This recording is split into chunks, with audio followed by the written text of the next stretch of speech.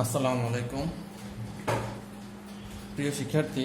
আজ বৃহস্পতিবার, আমাদের আজ হচ্ছে গণিত ক্লাস, সাধারণ গণিত ক্লাস আমাদের নিয়ম অনুসারে। তো আমাদের গত ক্লাসে আমরা একটা অধ্যায় শেষ করেছিলাম, 4.2 শেষ হয়েছে আমাদের লগের অঙ্ক। তো আসো আজকে আমরা চেষ্টা করতেছি তোমাদেরকে অনুসরণী 2.1 সেট অধ্যায়টা করানোর জন্য। এটা আমাদের অর্ধবার্ষিক পরীক্ষায় আছে। আমরা বেসিক ক্লাসটা আজকে একটু নিতে চাই। তো সেট আসলে কি? হ্যাঁ, সেট আমি আসলে এখানে অনেকগুলো তথ্য লিখছি যেগুলো নিয়ে আজকে আলোচনা করব। সেট আসলে হচ্ছে বাস্তব ও কল্পনা জগতের সুসংজ্ঞায়িত বস্তুর সমাবেশ বা সংগ্রহকে সেট বলে। বাস্তব জগৎ বা কল্পনা জগতের যদি কোনো একটা বস্তু সুসংজ্ঞায়িত হয়, মানে যেমন ধরো এই নবম শ্রেণীর শিক্ষার্থী, তাহলে নবম শ্রেণীতে আমাদের স্কুলে নবম শ্রেণীতে যতজন শিক্ষার্থী আছে তাদের সমাবেশ, অর্থাৎ তাদের সবাইকে নিয়ে আমরা যে সবাইকে নিয়ে যে সেট, মানে সবাইকে নিয়ে যে সমাবেশ হবে সেটাই হচ্ছে তোমার সেট। তাহলে বাস্তব বা কল্পনা জগতের সুসংজ্ঞায়িত বস্তুর সমাবেশী বা সংগ্রহকে সেট বলে। সেটকে সাধারণত দুটি পদ্ধতিতে প্রকাশ করা হয়, একটা হচ্ছে তালিকা পদ্ধতি আর একটা হচ্ছে সেট গঠন পদ্ধতি। তালিকা পদ্ধতির এক বৈশিষ্ট্য হচ্ছে যে তালিকা পদ্ধতির সদস্যগুলো, সেটের উপাদানগুলো তোমার কমা আকারে লেখা থাকবে এবং প্রতিটি উপাদানের মাঝে কমা থাকবে এবং তা সেকেন্ড ব্র্যাকেট দ্বারা আবদ্ধ থাকবে। এটা হচ্ছে তালিকা পদ্ধতি। তাহলে তালিকা পদ্ধতিকে আবার তোমার রোস্টার মেথড বা টেবুলার মেথডও বলা হয়। হ্যাঁ, তালিকা পদ্ধতিকে রোস্টার মেথড বা টেবুলার মেথড বলা হয়। এটা তোমাদের অবজেক্টিভে কাজে লাগবে, যে অবজেক্টিভ আসতে পারে। তাহলে আরেকটা হচ্ছে সেট গঠন পদ্ধতি বা সেট বিল্ডার মেথড পদ্ধতি বা রুল মেথড পদ্ধতিও এটাকে বলা হয়। তাহলে আসলে সেট গঠন পদ্ধতি মানে কি? আসলে তালিকা পদ্ধতিতে যেমন উপাদানগুলো কমা আকারে থাকে, কিন্তু সেট গঠন পদ্ধতিতে সেটের উপাদানগুলো হচ্ছে তাদের একটি সাধারণ ধর্মকে সেখানে উপস্থাপন করে থাকে। সাধারণ ধর্ম বলতে যেমন ধরো 2, 4, 6, সবগুলোকে আমি এক কথায় কি বলতে পারি? সবগুলোকে আমি এক কথায় বলতে পারি স্বাভাবিক জোড় সংখ্যা। তাহলে কি সংখ্যা? স্বাভাবিক জোড় সংখ্যা। তাহলে আমরা এটাকে এইভাবে লিখতে পারি, এই সেটটাকে আমরা এইভাবে লিখছি। দেখো, একটা সাধারণ শর্ত হচ্ছে জোড় সংখ্যা। কি সংখ্যা? জোড় সংখ্যা। স্বাভাবিক সংখ্যার মধ্যে জোড় সংখ্যাগুলোই হচ্ছে এগুলো। তাহলে এক্স যেন এক্স এলিমেন্ট অফ এন এবং এক্স জোড় সংখ্যা এবং জোড় সংখ্যা। এই জোড় সংখ্যা কাকে প্রাধান্য দেওয়া হয়েছে? এক্স কে। এই যে এটা এক্স যেন, তার মানে এক্স হচ্ছে জোড় সংখ্যা। তাহলে এটাই হচ্ছে সেট গঠন পদ্ধতি। এবার আসো, এই চিহ্নটাকে কি বলে? এটাকে বলা হয় বিলংস টু। এটা বাংলা অর্থ হচ্ছে, এটা দ্বারা বোঝাচ্ছে সদস্য চিহ্ন বা উপাদান চিহ্ন, আর এটা দ্বারা বোঝাচ্ছে সদস্য না বা উপাদান নয়। তাহলে আমি এটাকে বলি এলিমেন্ট, এটাকে বলি নট এলিমেন্ট। এটাকে বলা হয় আবার বিলংস টু, এটাকে বলা হয় আবার ডাজ নট বিলংস টু। তাহলে দেখো, এই জিনিসটা ভালো করে বোঝানোর জন্য আমরা যেমন একটা সেট 2, 4, 6, তাহলে এ সেটের সদস্যগুলো কত? 2, 4, 6। আমি যদি এখন বলি 2 কি এ সেটের সদস্য? হ্যাঁ, 2 এ সেটের সদস্য, 4 এ সেটের সদস্য, 6 এ সেটের সদস্য। তাহলে আমরা বলতে পারি 2 এলিমেন্ট অফ এ আর 6 এলিমেন্ট অফ এ, মানে 6ও এর সেটের সদস্য, 2ও এর সেটের সদস্য। আমরা কিভাবে লিখতে পারি? আমরা লিখতে পারি যে এবং 4ও এ সেটের সদস্য। কিন্তু আমি এখন বললাম 7 কি এ সেটে আছে? না। তাহলে 7 নট এলিমেন্ট অফ এ, মানে কি 7 এ সেটের সদস্য না। তাহলে এটা হচ্ছে এলিমেন্ট চিহ্ন আর এটা হচ্ছে নট এলিমেন্ট চিহ্ন, অর্থাৎ এটা সদস্য চিহ্ন আর এটা হচ্ছে সদস্য নয়। তাহলে আশা করি তোমরা এই চিহ্নটা বুঝতে পারছো এবং ব্যবহারটাও বুঝছো যে আমরা এটাকে কিভাবে ব্যবহার করতে পারি। যেমন এখানে বলছে এক্স এলিমেন্ট অফ এন, তাহলে এক্স কার সদস্য? এক্স এন এর সদস্য এবং জোড় সংখ্যা হবে। তাহলে আসো,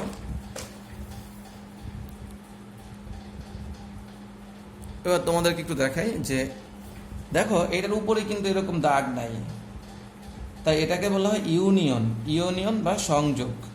অর্থাৎ এটাকে বাংলা আমরা বলতে পারি সংযোগ। এটা আমরা অন্যভাবে বলি কমন আনকমন। অর্থাৎ এই চিহ্নটা থাকলে দুইটা সেটের মধ্যে কমন আনকমন যত উপাদান আছে সব আসবে, অর্থাৎ লসাগু। যাই হোক, সংযোগ সেট যেমন এ একটা সেট ধরো 1 2, বি একটা সেট 2 3, তাহলে সংযোগ সেট অর্থাৎ দুইটা সেটের মধ্যে ইউনিয়ন, দুইটা সেটের মধ্যে ইউনিয়ন অর্থাৎ দুইটা সেটের কমন আনকমন সম উপাদান নিয়ে আসবে। যেমন এ সেটে আছে 1 2, বি সেটে আছে 2 3, তাহলে 1 এখানে 1 নাই কিন্তু কমন আনকমন সবই তো আসবে, তাহলে 1 আসবে। এখানেও 2 আছে, এখানেও 2 আছে, দুই জায়গায় কমন, তাই 2 আসবে, অর্থাৎ দুইটা আসবে না, একটা আসবে। তারপরে 3 আসবে, অর্থাৎ এটাই হচ্ছে দুইটা সেটের মধ্যে সংযোগ, এ ও বি সেটের সংযোগ সেট হচ্ছে 1 2 3। হ্যাঁ, এটা হচ্ছে ইন্টারসেকশন। ইন্টারসেকশন মানে হচ্ছে কমন বা সেট চিহ্ন, এটা হচ্ছে সেট চিহ্ন, অর্থাৎ দুইটা সেটের মধ্যে কমন উপাদান নেওয়ার সময় আমরা এই সেট সেট ব্যবহার করে থাকি, সেট চিহ্নটা ব্যবহার করে থাকি।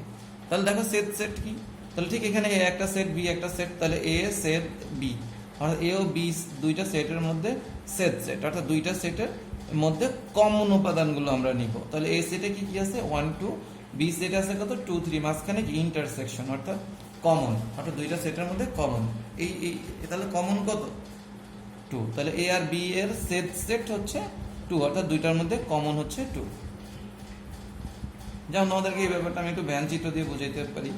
ধরো এ একটা সেট, হ্যাঁ, আবার এদিকে হচ্ছে বি একটা সেট, তাহলে দুইটা সেটের সেট মানে কমন জায়গা কোনটা, এটা, এই জায়গাটাকে আমরা বলি এ ইন্টারসেকশন বি, অর্থাৎ দুইটার সেটের সেট, দুইটা সেটের কমন জায়গা। আর এখানে আমরা এ ইউনিয়ন বি বলতে কি বুঝাই, ধরো এ একটা সেট, বি একটা সেট, তাহলে এটা ধরো P1 একটা ভাগ, P2 একটা ভাগ, P3 একটা ভাগ, তাহলে এই P1 P2 P3 এই পুরোটা নিয়ে যে অংশ সেটাকে আমরা বলি এ ইউনিয়ন বি। এখানে আছে এটা আছে, এটা আছে এবং এটা আছে, অর্থাৎ এই তিনটা অংশ নিয়ে এ ইউনিয়ন বি তৈরি হয়। এই চিহ্নটাকে কি বলে, এই চিহ্নটাকে বলা হয় ফাঁকা সেট, এই চিহ্নটাকেও কি বলে ফাঁকা সেট।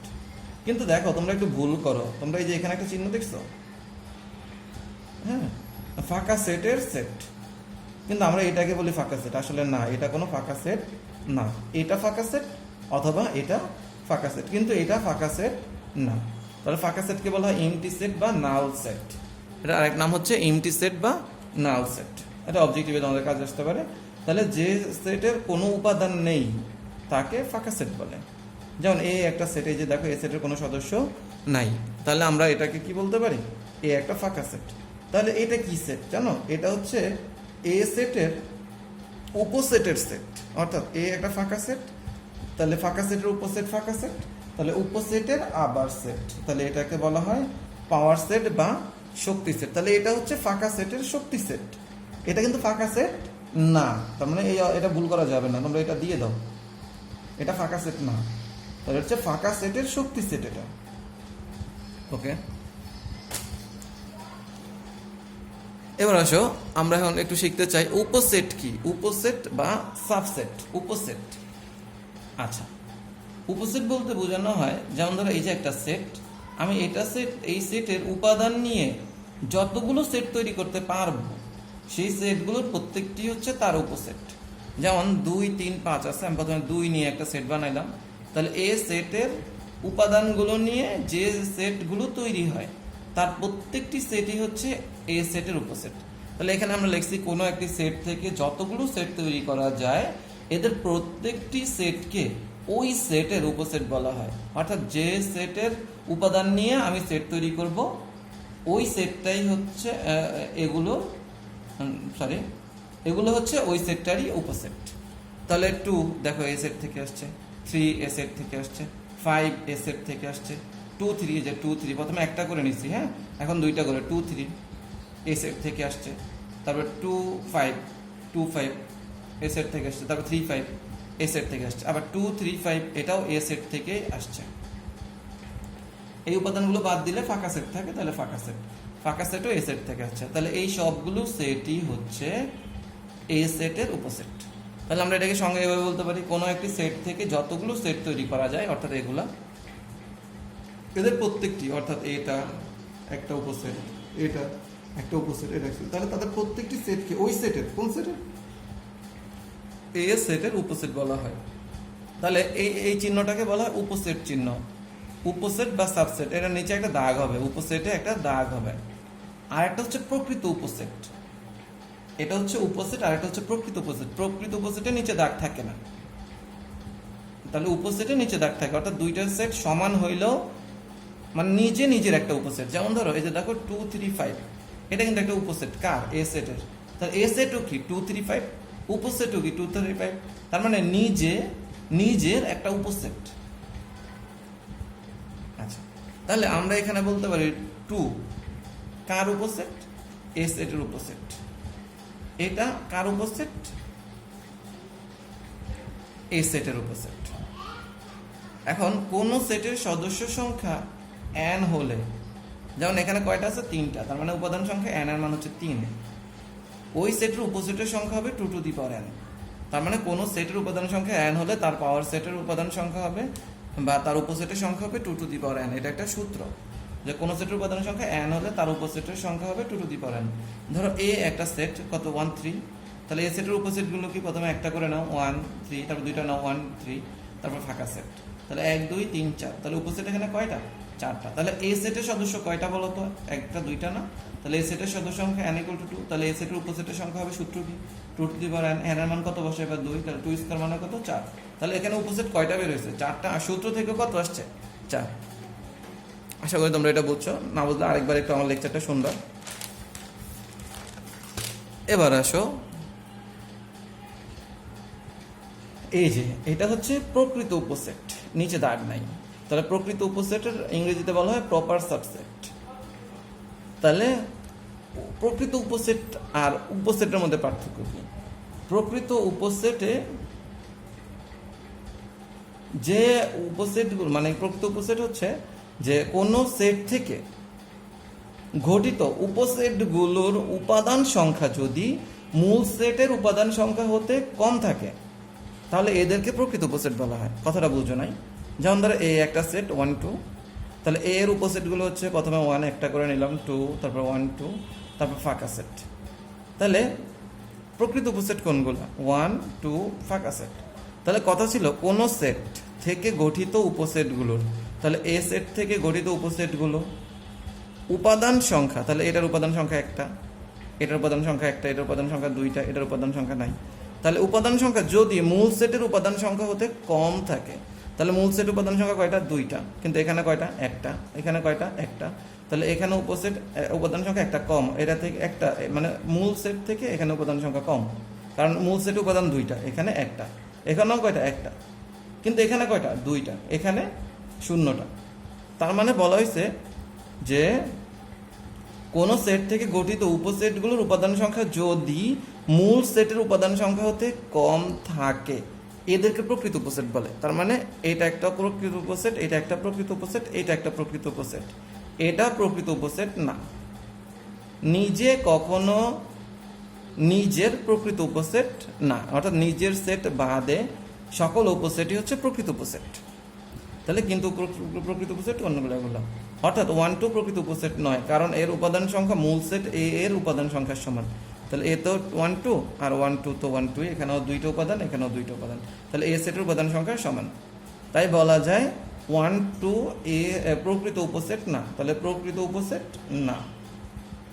হ্যাঁ, কিন্তু 1 2 উপসেট, অর্থাৎ নিচে দাগ দেওয়া যাবে, অর্থাৎ এটা উপসেট কিন্তু প্রকৃত না, তাই কেটে দেওয়া হয়েছে, প্রকৃত না, কিন্তু এটা হচ্ছে উপসেট।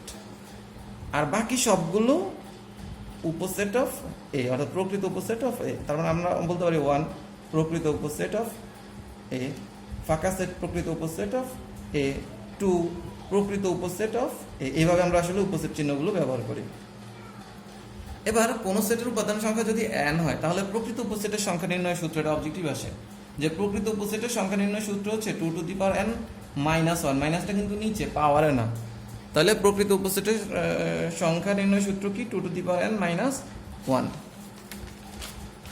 সেই ওয়ানটা কোনটা? সেই ওয়ান হচ্ছে নিজের সেটটা বাদে, নিজের সেট তো একটাই, সেটা বাদে বাকি সবগুলোই হচ্ছে তোমার প্রকৃত উপসেট। তাহলে মূলত উপসেটের সূত্র হচ্ছে 2 টু দি পাওয়ার n, আর প্রকৃত উপসেটের সূত্র হচ্ছে 2 to the power n minus 1। তাহলে সার্বিক সেট বা ইউনিভার্সাল সেট, সার্বিক সেট আসলে কি? যেমন ধরো এখানে কতগুলো সেট লিখছি দেখছো, ইউ একটা সেট, এ একটা সেট, বি একটা সেট, সি একটা সেট। দেখো এ সেটে 1 3 5 আছে, যেটা ইউর মধ্যে আছে 1 3 5। আবার বি সেটে দেখো 2 4 6, যা আবার ইউ সেটে আছে 2 4 6। সি দেখো 2 3 4 5, কিন্তু ইউ সেটেও 2 3 4 5 আছে। তাহলে আমরা বলতে পারি A set, B set, C set সবাই ইউ সেটের উপসেট। অর্থাৎ এ সেট আমরা বলতে পারি ইউ সেট থেকে এ সেট আসছে, ইউ সেট থেকে বি সেট আসছে, ইউ সেট থেকে সি সেট আসছে, অর্থাৎ এ বি সি প্রত্যেকে ইউ সেটের উপসেট। তাহলে দেখো এখানে বলা হয়েছে কি, আলোচনাধীন সকল সেট, মানে এই যে সকল সেট যদি একটি নির্দিষ্ট সেটের, তার মানে কোন সেটের? ইউ সেটের উপসেট হয়। তার মানে আলোচনাধীন সকল সেট যদি একটি নির্দিষ্ট সেটের, তার মানে এখানকার এই সকল সেট ইউ সেটের একটি নির্দিষ্ট সেট ইউ উপসেট হয়, তাহলে ইউ এর উপসেট। তাহলে নির্দিষ্ট সেটটিকে, তার মানে এই যে ইউ সেটটিকে উপসেটগুলোর সাপেক্ষে, তার মানে এটা এটা এটা এই তিনটার সাপেক্ষে বা এই তিনটার বিবেচনায় ইউকে সার্বিক সেট বলে। তাহলে সংজ্ঞাটা কি? আলোচনাধীন সকল সেট যদি একটি নির্দিষ্ট সেটের উপসেট হয়, তাহলে নির্দিষ্ট সেটটিকে উপসেটগুলোর সাপেক্ষে সার্বিক সেট বলে। এখানে এ বি সি সেটগুলো প্রত্যেকে ইউ সেটের উপসেট, তাহলে ইউ হচ্ছে সার্বিক সেট, কারণ এ বি সি এর বিবেচনায়, মানে এই তিনটার বিবেচনায় ইউ হচ্ছে সার্বিক সেট। এবার আসো সসীম সেট। এখন সার্বিক সেট কি আমরা সবসময় ইউ দিয়ে প্রকাশ করব? সাধারণত আমাদের বইতে ইউ দিয়ে প্রকাশ করা আছে। যদি তোমাদেরকে আমি বলি এ একটা সেট যেটা হচ্ছে 1 2 3, আবার বললাম বি একটা সেট, এখানে কিন্তু এগুলো নাই, তাহলে বি একটা সেট অর্থাৎ 2 3, হ্যাঁ, এ তারপর হচ্ছে সি আরেকটা সেট, এটা হচ্ছে 1 3। তাহলে এখন তোমরা যদি খেয়াল করো B set R she said এদের সবাই কিন্তু এ সেটের উপসেট। তাহলে এখানে এ হচ্ছে সার্বিক সেট, এ সার্বিক সেট। এ কেন সার্বিক সেট? কারণ এ সেটের বাকিরা বি আর সি উভয় এ সেটের উপসেট, অর্থাৎ এ সেট থেকে আসছে, তাই এ সার্বিক সেট। তাহলে আমাদের এখানে যদি আসে বি প্রাইম এটার সাপেক্ষে, তাহলে আমরা বলবো এ মাইনাস বি। এটা একটা সূত্র, যাক এটা নিয়ে পরে আলোচনা করা হয়েছে। যদি এখানে আসে এ প্রাইম, তাহলে আমরা বলবো ইউ মাইনাস এ, অর্থাৎ সার্বিক সেট মাইনাস ওই সেট। যাই হোক, সসীম সেট বা ফিনিটি সেট, ফিনিটি মানে হচ্ছে সসীম। তাহলে ফিনিটি হচ্ছে মানে সসীম সেট কি? যে সেটের উপাদান সংখ্যা গণে নির্দিষ্ট করা যায় তাকে বলা হয় সসীম সেট। যেমন ইউ একটা সসীম সেট, এখানে 6টা উপাদান আছে, নির্দিষ্ট করে গণে বলতে পারছি। এ একটা সসীম সেট, বি একটা সসীম সেট, সি একটা সসীম সেট। অসীম সেট কাকে বলা হয়? Infinity set. তাহলে ইনফিনিটি হচ্ছে যে সেটের উপাদান সংখ্যা গণনা করে শেষ করা যায় না বা নির্ধারণ করা যায় না, তাদেরকে বলা হয় অসীম সেট। যেমন এ একটা set 0 2 3 4 dot dot dot dot dot, তুমি এখানে কতটুকু যাবে? আনলিমিটেড, আজীবন যাইতেই থাকবে এভাবে, কিন্তু তোমার শেষ হবে না, তুমি গুণে বলতে পারবা না এখানে কয়টা উপাদান আছে। তার মানে এখানকার উপাদান সংখ্যা তুমি গুণে শেষ করতে পারবা না, তাই এ এখানকার এ একটা অসীম সেট। তাহলে অসীম সেটের মধ্যে স্বাভাবিক সংখ্যার সেট একটা অসীম সেট। তাহলে স্বাভাবিক সংখ্যার সেট হচ্ছে n, এটা একটা অসীম সেট। তাহলে n বলতে কি বোঝায়? 1 2 3 4, এটা আমরা বাস্তব সংখ্যার লেকচার 1 অধ্যায়ের লেকচারে দেখছি, এটা আমাদের ইউটিউবে মনে হয় আছে। তাহলে 1 2 3 4 5 ডট ডট ডট ডট, এটা হচ্ছে স্বাভাবিক সংখ্যার সেট। স্বাভাবিক সংখ্যার সেটকে n দ্বারা প্রকাশ করা হয়, এটা একটা অসীম সেট। পূর্ণ সংখ্যার সেট জেড, এটাও একটা অসীম সেট, অর্থাৎ পূর্ণ সংখ্যার সেটকে জেড দ্বারা প্রকাশ করা হয়। জেড মানে কত? 0 plus minus 1 plus minus 2 plus minus 3 dot dot dot, অথবা এটাকে অন্যভাবে লেখা যায় ডট ডট ডট -3 -2 -1, অর্থাৎ মাইনাসের সব শূন্য আবার প্লাসের সব। তাহলে শূন্য সহ সকল ধনাত্মক ও ঋণাত্মক অখণ্ড সংখ্যাকে পূর্ণ সংখ্যা বলে। এবার আসো, তাহলে পূর্ণ সংখ্যার সেটও একটা অসীম সেট। মূলত সংখ্যার সেট কিউ, এটাও একটা অসীম সেট। তাহলে মূলক সংখ্যার সেটকে কিউ দ্বারা প্রকাশ করা হয়। তাহলে কিউ বলতে কি বোঝায়? সেট গঠন পদ্ধতিতে বোঝানো হয়েছে এখানে বাস্তব সংখ্যার সেটে। আমি তোমাদেরকে নর্মালি সংখ্যা দিয়ে বাস্তব সংখ্যা অধ্যায়ে আমরা কিউ কি সেটা দেখাইছিলাম।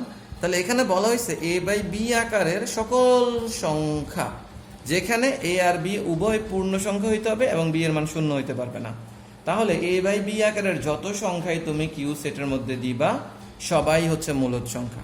অর্থাৎ এই এ বাই বি আকারের মধ্যে তুমি এগুলাকে লিখতে পারো, এ বাই বি আকারের মধ্যে তুমি এগুলাকে লিখতে পারো। হ্যাঁ, তার মানে এরা সবাই, এছাড়াও আরো বাড়তি অনেক সংখ্যা আছে, সবগুলোকে একত্রে মূলদ সংখ্যা বলে। তাহলে মূলদ সংখ্যার সেটও একটা অসীম সেট। তাহলে এখানে আমি লিখে দিচ্ছি এ বাই বি আকারে প্রকাশ করা যায় এমন সকল সংখ্যা যেখানে এ ও বি পূর্ণ সংখ্যা হতে হবে কিন্তু বি এর মান শূন্য হতে পারবে না, তাদের সেট একটি অসীম সেট, অর্থাৎ মূলদ সংখ্যার সেট। সেটের অন্তর, সেটের অন্তর কি? ধরো এ একটা সেট, বি একটা সেট, অর্থাৎ এ সেট থেকে বি সেট বাদ দিলে যে সেটটা থাকবে সেটাই হচ্ছে তোমার এ আর বি দুইটা সেটের অন্তর সেট। অর্থাৎ কোনো একটি সেট থেকে অপর একটি সেটের উপাদান বাদ দিলে যে সেটটি পাওয়া যায় তাকে উক্ত সেট দ্বয়ের অন্তর সেট বলে। তাহলে দেখো এ একটা সেট, বি একটা সেট, এ থেকে বি বাদ দেওয়ার মানে কি? এ থেকে বি বাদ, অর্থাৎ এ বাদ বি, তার মানে এ থেকে আমি বি বাদ দিয়ে দিব। এ বাদ বি, এই চিহ্নটা আর এই চিহ্নটা কিন্তু এক, এটা দেখে আবার তোমরা ভয় পাবা না, এটা কিন্তু বিয়োগ। আরেকটা হচ্ছে এ এরকম, এটা মানে কিন্তু divided by A divided by B, দুইটা সেটের মধ্যে ভাগ হয় না।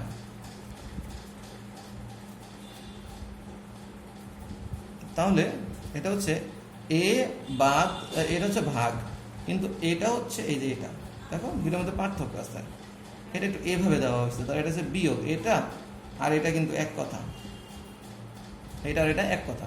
তাহলে এ বাদ বি, অর্থাৎ এ থেকে বি বাদ দিতে হবে, অর্থাৎ বি বাদ, তার মানে এটা এর মান, এটা বি এর মান, এটা বাদ, এটা বাদ, এটা হবে না, তাহলে 2 হবে না, 4 হবে না, 6 হবে না, তাহলে এটা বাদ, এটা হবেই না, তাহলে 2 কোনোভাবেই হবে না, তাহলে এখানে যা আছে সব হবে, এটাতে যা আছে সেগুলো হবে না, তাহলে এটাতে 2 আছে, তাহলে এখানে যেহেতু 2 হবে না, তার মানে এই 2 হবে না, অর্থাৎ সে এই 2কে নিয়ে যাবে তার সাথে, অর্থাৎ 2 বাদ। যদি এখানে 4 থাকতো 4 বাদ, 6 থাকলে 6 বাদ, তাহলে এরা বাদে এখানে যারা আছে বাকি সব, তাহলে এরা বাদে মানে 2 বাদে, তাহলে 1 3, তাহলে এটা তো বাদই, তাহলে 1 3 হচ্ছে এ আর বি সেটের অন্তর সেট। তাহলে অর্থাৎ এই যে বি, এ বাদ বি বা এ বাদ বি, এটাকে এ বাদ বি লেখা যায়। এবার আসো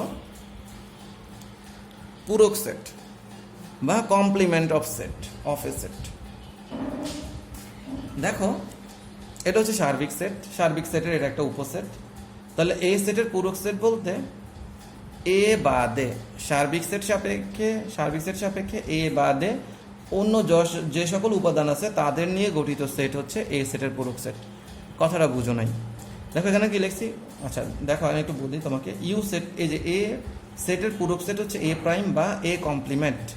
হ্যাঁ, এ সি মানে কমপ্লিমেন্ট, এটা আর এটা কিন্তু এক কথা, এ প্রাইম বা এ কমপ্লিমেন্ট।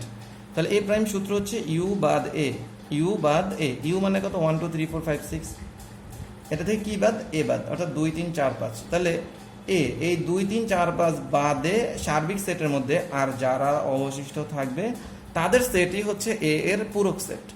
যেমন 2 3 4 5, 2 3 4 5 বাদ দিলে 1 আর 6 থাকে, তাহলে 1 আর 6 হচ্ছে এ এর পূরক সেট। তাহলে সংজ্ঞাটা কি লিখছি?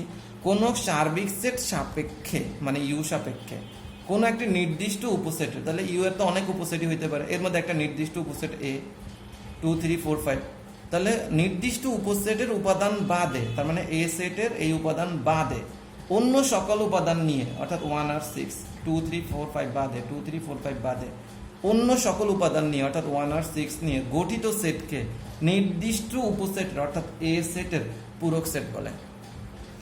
তাহলে এ সেটের পূরক সেট হচ্ছে এ প্রাইম বা এ কমপ্লিমেন্ট। তাহলে আমি এখন যদি তোমাকে বুঝাই যে এই পুরা আয়তক্ষেত্রটা হচ্ছে সেট ইউ, পুরাটা হচ্ছে সেট ইউ, এই পুরাটা একবার এই গোল সহ, এর মধ্যে এটা হচ্ছে এ, এই সেটটা হচ্ছে এ, তাহলে এখানে এ এর পূরক সেট কোনটা?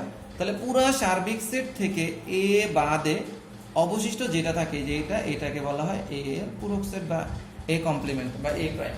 তুমি যাই তো, তাহলে আশা করি তোমরা এখন পূরক সেটটা বুঝতে পারছো। শক্তি সেট বা পাওয়ার সেট, শক্তি সেট বা পাওয়ার সেট কি? কোনো একটি সেটের সকল উপসেট নিয়ে গঠিত সেটকে তাদের পাওয়ার সেট বা শক্তি সেট বলে।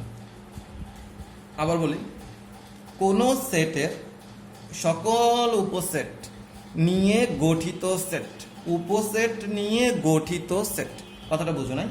যেমন এ একটা সেট 1 2, তাহলে এটার উপসেটগুলো কি কি? প্রথমে একটা করে নাও 1, তারপরে 2, তারপরে দুইটা করে নাও 1 2, তারপর ফাঁকা সেট। তাহলে এরা হচ্ছে সকল উপসেট। তাহলে এ সেট এর সকল উপসেট হচ্ছে এগুলা।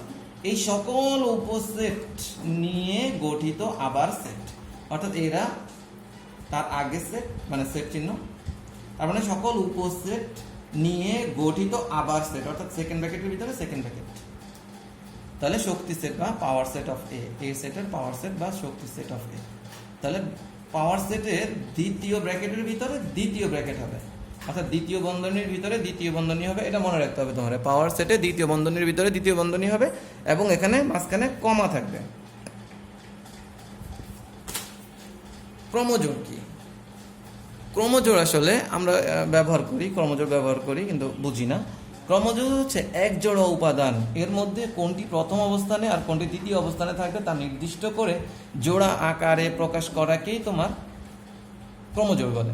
কথাটা বুঝো না? যেমন এক্স আর ওয়াই উপাদান দুইটা উপাদানের মধ্যে আমি নির্দিষ্ট করলাম এক্স কে প্রথমে দিব, ওয়াই কে দ্বিতীয় দিব। এখন এক্স আর ওয়াই কে যদি আমি জোড়া আকারে লিখি, এই যে এভাবে লিখি, এক্স কে প্রথমে দিব, ওয়াই কে দ্বিতীয় দিব, আমি আগে নির্দিষ্ট করছি।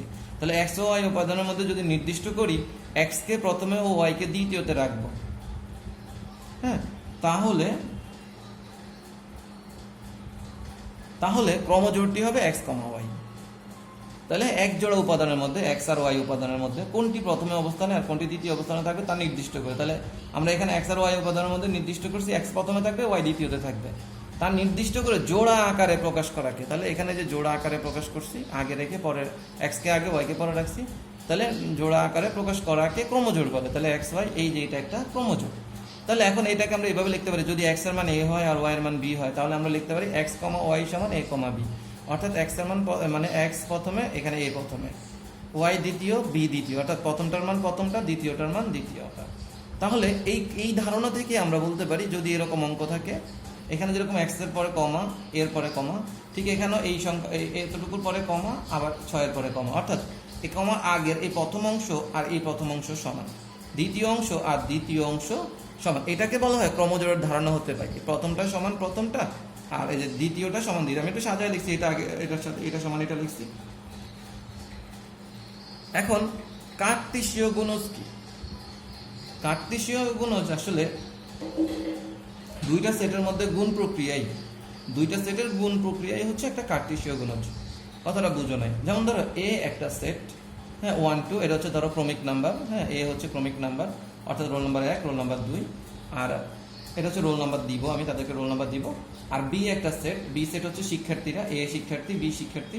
তাহলে আমি রোল নাম্বার 1 আর 2 কিভাবে দিতে পারি? হ্যাঁ, কিভাবে আমি রোলগুলো দিতে পারি? আমি দিতে পারি এ রোল নাম্বার 1 দিতে পারি, মানে 1 দিতে পারি, রোল 1 দিতে পারি এ কে, আবার ইচ্ছা করলে আমি রোল 1 দিতে পারি বি কে, আবার ইচ্ছা করলে 2 দিতে পারি এ কে, 2 দিতে পারি বি কে। তাহলে দেখো, যদি এ একটা সেট, এটা হচ্ছে এই ক্রমিক নাম্বারের সেট, আর বি হলো শিক্ষার্থীর নাম হয়, তাহলে তাদের রোল নাম্বারটা আমি এভাবে এভাবে এভাবে এভাবে ক্রমজোড় আকারে দেয়া যেতে পারে, অর্থাৎ আমি দিতে পারি। তাহলে এই ব্যাপারটা আসলে কিভাবে আসে? সেটা হচ্ছে এ গুণ বি, তার মানে এ এর উপাদান গুণ বি এর উপাদান। এই যে গুণ, দুইটা সেটের মধ্যে গুণ, অর্থাৎ এ 1 এর সাথে এ, তাহলে 1 এ, আবার 1 এর সাথে বি 1 বি, 2 এর সাথে এ 2 এ, 2 এর সাথে বি 2 বি।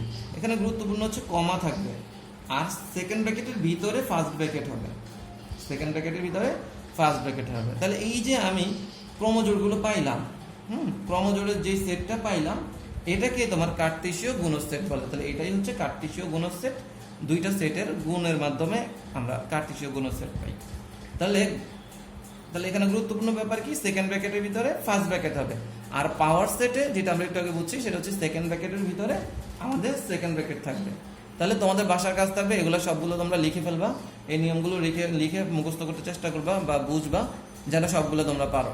তাহলে তোমরা বইয়ের প্রথম বেসিক তথ্যগুলো আরেকবার একটু পড়বা, দ্বিতীয় অধ্যায়ে এগুলোই তোমাদের বাসার কাজ থাকবে, আর আগের হোমওয়ার্ক তো দেওয়াই আছে। তাহলে ইনশাল্লাহ তোমরা এগুলো পারবা। তাহলে আল্লাহ হাফেজ, সবাই ভালো থাকবা, ধন্যবাদ সবাইকে।